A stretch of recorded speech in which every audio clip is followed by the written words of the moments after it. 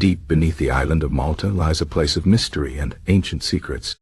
This place is known as the Hypogeum of Saflieni, a labyrinth of tunnels and chambers carved from stone over 5,000 years ago.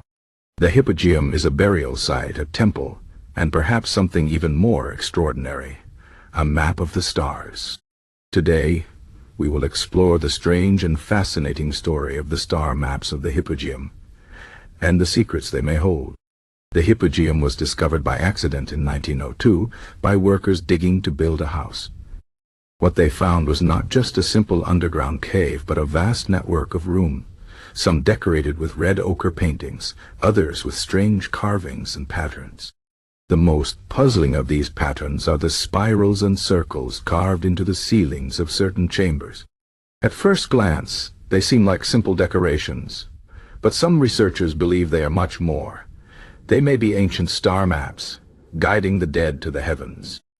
To understand why these carvings might be star maps, we must look at the people who built the Hypogeum. They were part of a culture we now call the Temple Builders of Malta, a civilization that thrived thousands of years before the pyramids of Egypt were constructed.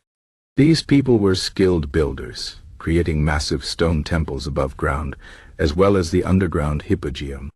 They also had a deep connection to the sky. Many of their temples align with the movements of the sun and moon, suggesting they were keen observers of the stars. One of the most famous chambers in the Hypogeum is known as the Holy of Holies. Here, the ceiling is covered in spirals that swirl outward like ripples in water. Some researchers think these spirals represent the stars, mapping out constellations as they appeared in the night sky thousands of years ago. The patterns are not random. They seem to follow the paths of certain stars and planets.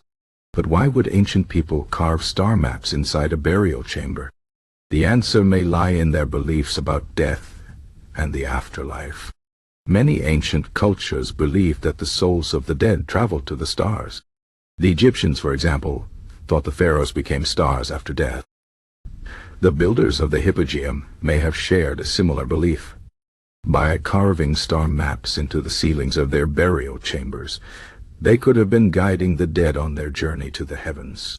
The spirals may have been a way to help souls navigate the cosmos. But the mystery deepens when we consider the acoustics of the Hypogeum. The chambers are known for their strange echoes. Some sounds bounce off the walls in unusual ways, creating an almost musical effect. Researchers have found that certain frequencies resonate strongly within the chambers, as if the Hypogeum was designed to amplify sound. Could these sounds have been part of a ritual, perhaps meant to mimic the music of the spheres? The ancient idea that the planets and stars produce a kind of celestial harmony? If so, the Hypogeum may have been more than just a burial site. It may have been a place where the living could connect with the dead and the stars above. Another clue comes from the orientation of the Hypogeum itself. Some of the chambers align with the rising and setting of certain stars at specific times of the year. For example, during the winter solstice, the light from the rising sun would enter one of the upper chambers in a precise way. This suggests that the Hypogeum was not just a random construction, but a carefully planned astronomical observatory, as well as a sacred space.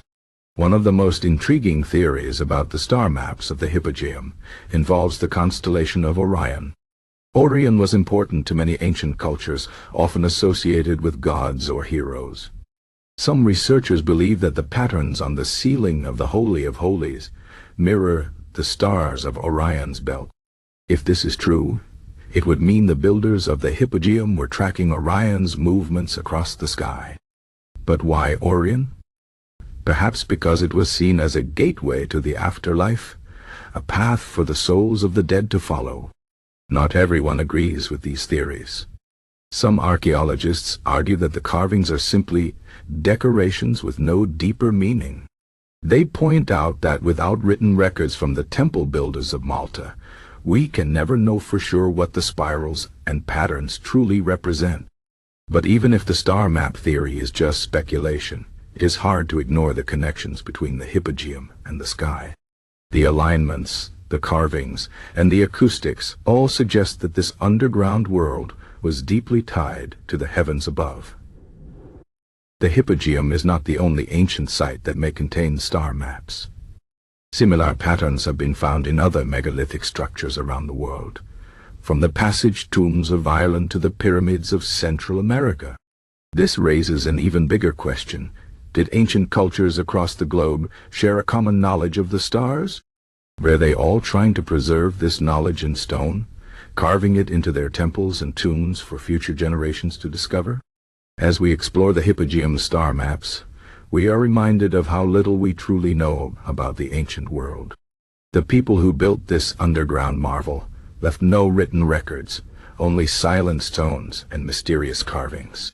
Yet, these stones may still speak to us, telling the story of a time when the sky was not just a distant void, but a living sacred map. A map that guided the dead, inspired the living, and connected humanity to the cosmos in ways we are only beginning to understand. The Hypogeum of Malta remains one of the most enigmatic sites in the world. Its star maps, whether real or imagined, remind us of the universal human desire to reach beyond the earth and touch the stars. Perhaps that is the greatest mystery of all, the unbroken thread that connects us to the people who walked this land 5,000 years ago. They looked up at the same sky we see today, and like us, they wondered what secrets it held.